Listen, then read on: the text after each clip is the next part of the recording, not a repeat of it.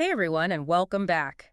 Today we're diving into the world of AI image generation with, well, this is a big one, Google's Gemini Imagen 3. Oh yeah, this one's a game changer. It's been creating quite a buzz, and for good reason. Imagine typing a few words and boom, you've got a stunning image. It's like having a digital Da Vinci on your laptop. And get this, Google's claiming that Imagen 3 outshines even the big names like DALL-E 3 and Midjourney when it comes to quality. Big claims, but do they hold up? Exactly. That's what we're here to unpack.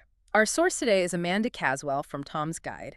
She took Imagen 3 for a spin, and her article dives deep into its capabilities, limitations, and even some quirks that left her scratching her head. So where do we even begin with a tool this powerful? What was Caswell most interested in, you think? Well, she was particularly curious about something that's essential for any good image, AI generated or not, and that's realism, right? Especially those tiny details and textures that make an image pop. Ah, the difference between a good image and one that truly captivates you. Exactly, like when you see a photo of a plate of food and it's so real you can almost taste it. I'm getting hungry just thinking about it. Right, that's the power of those details. So Caswell wanted to see if Imagen 3 could handle that level of realism.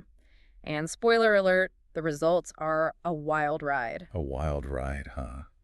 All right, you've got to give us a taste. What are some of the wow moments from her article? Okay, one that jumped out was her experiment with a simple prompt, a plate of sushi. Classic. And the result, according to Caswell, was straight out of a five-star restaurant's menu. Vibrant colors, textures that made you want to reach out and grab a piece. She was blown away. Now that's what I'm talking about. That level of realism in food imagery alone could revolutionize how restaurants present their dishes. Totally. And think about food bloggers or even just sharing your culinary creations with friends. The possibilities are huge. No more blurry food pics, so it's all smooth sailing from here. No hiccups with Imagen 3. Oh, if only it were that simple.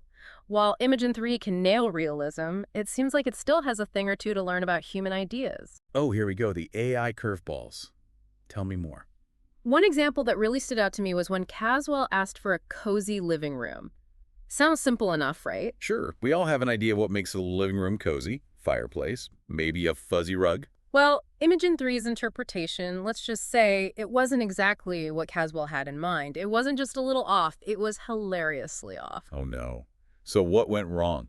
Did Imagen 3 just forget what a couch looks like? It's more like it struggled with the concept of cozy, which, let's be honest, is subjective. What you and I find cozy might be totally different. It's like that old saying, one person's cozy is another person's cluttered.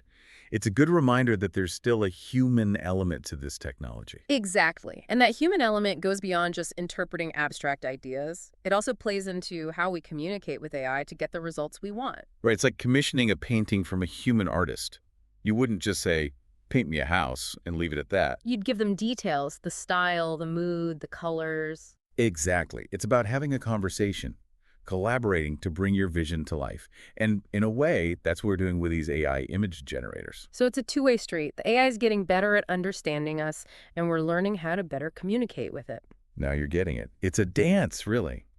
Speaking of which, how did Imagen 3 handle a more, shall we say, wild request? Ah, you must mean the majestic tiger in the wild prompt. That's the one. Did Imagen 3 nail the majesty or stumble in the jungle? Well, the result was interesting. On the one hand, the detail was phenomenal, especially the tiger's fur. Sounds impressive. Oh, it was, almost hyper-real. But there was something about the overall image that felt a bit off, like it was missing that untamed, wild feeling you'd expect from a tiger in its natural habitat. Interesting. So, technically impressive, but lacking a certain soul. Exactly. It was like a perfectly lit studio portrait of a tiger, which, don't get me wrong, is still cool. Sure, but it's not exactly National Geographic material. It highlights something we've talked about before, that AI still struggles with replicating the emotional impact of an image. That je ne sais quoi that separates a good image from a truly captivating one. Right, it's the difference between just seeing a picture of a tiger and feeling like you're right there in the jungle with it. So while Imagen 3 can handle realism, it seems like it's still working on that artistic flair. Yeah. But Caswell didn't stop there. She decided to throw Imagen 3 a curveball, a design challenge, you could say. Oh, yeah, this is where it gets really interesting. She asked Imagen 3 to create a retro-style movie poster. Okay, hold on. This is totally different from creating realistic images. Did Imagen 3 even stand a chance? That's what I thought. But here's the thing. It totally nailed it. Bold fonts, faded colors, that classic vintage vibe. Caswell was floored. Wow, so we've got hyperrealism and now retro design. This Imagen 3 is a regular Renaissance spot. Right, and it made me think, is there anything this AI can't do? Don't get ahead of yourself. Remember, we're just getting started with this deep dive. And knowing AI, there are bound to be more surprises in store. I mean, it's almost like Imagen 3 has this whole design history tucked away in its code, ready to whip out any style you can think of. Right, like having a whole team of designers at your beck and call. Pretty mind-blowing when you think about it. It makes you wonder where this could lead. Will we see AI partnering with human designers in the future? Or even AI becoming the designer itself? That's a whole other deep dive waiting to happen. But for now, let's stick with Caswell's journey. So we've seen Imagen 3 tackle food and vintage posters. What's next on the AI test drive? Well, Caswell decided to see if Imagen 3 could handle a classic, the NYC skyline. Ah, yes, the ultimate test for any image generator that claims to do realism. Exactly. So how'd it go? Did Imagen 3 capture the grandeur of the city that never sleeps? Well, it definitely delivered a skyline. And technically speaking, it was incredible. Every skyscraper, every detail, it was all there. But But there's always a but, isn't there? it felt almost too perfect. Too perfect. How can a skyline be too perfect? It's hard to explain. The buildings were amazing, but the sky itself, it just felt kind of off. Off how? You know, a real NYC sky has that certain something, the way the light hits the buildings, the clouds. Imagen 3 just couldn't quite capture that. I see what you mean. It's like the difference between a picture-perfect postcard and actually being there, feeling the energy of the city. Exactly. It's those little imperfections, those unexpected details that really make an image feel real, you know? It's that lived-in feeling.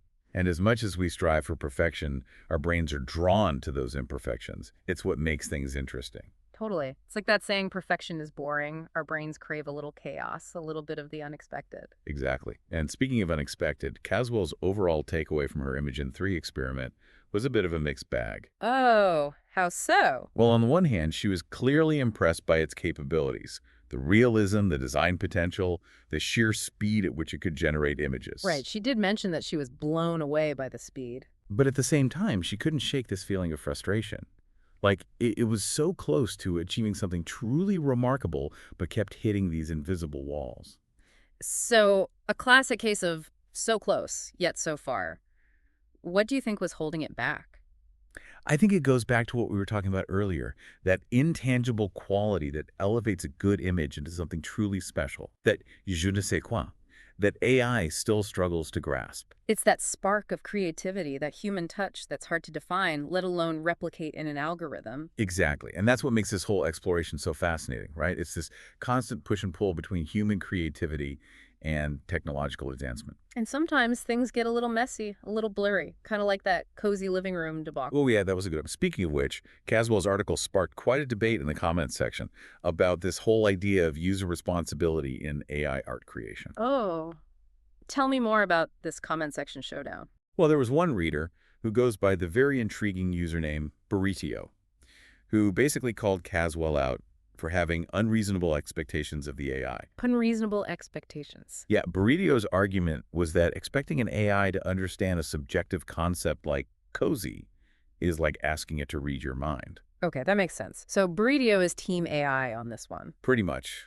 They felt like Caswell should have given Imagen 3 more specific instructions instead of relying on these vague, open-ended prompts. So it's not just about the AI getting better, it's also about us, the users, upping our prompting game. Exactly. It's like learning a new language.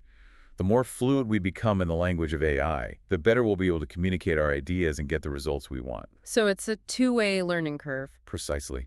But hey, enough with the philosophical debate for now. Caswell also highlighted some practical aspects of Imagen 3 that are worth mentioning. Oh, you mean like the fact that it spits out images as good old-fashioned JPGs? Exactly.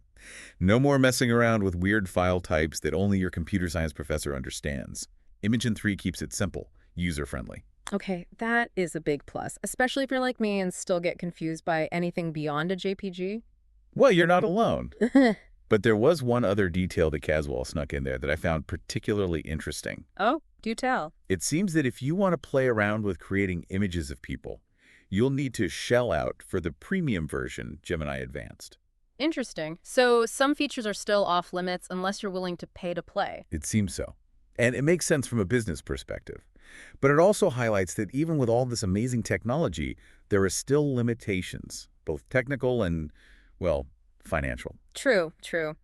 But hey, at least we can create stunning royalty-free sushi platters and retro movie posters to our heart's content, right? Absolutely. There's something almost poetic about that, don't you think? This cutting-edge AI churning out images that evoke a sense of nostalgia. It's like this weird, wonderful fusion of past and future happening right before our eyes. And it all circles back to that fundamental question that Caswell raised.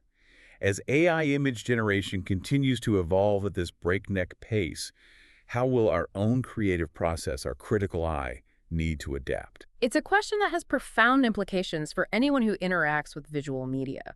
Will we become masters of the prompt, crafting these hyper-specific instructions to guide the AI towards our vision? Or will AI eventually evolve to a point where it can intuit our ideas, those flashes of inspiration that are hard to even put into words? Now that is the million-dollar question, and one that has me both excited and a little terrified to see answer. Me too. But hey, that's the beauty of a deep dive like this, right? It's like we're standing on the edge of this uncharted creative territory, and we get to choose our own adventure. Will we be the explorers, pushing the AI to its limits, discovering new artistic frontiers along the way?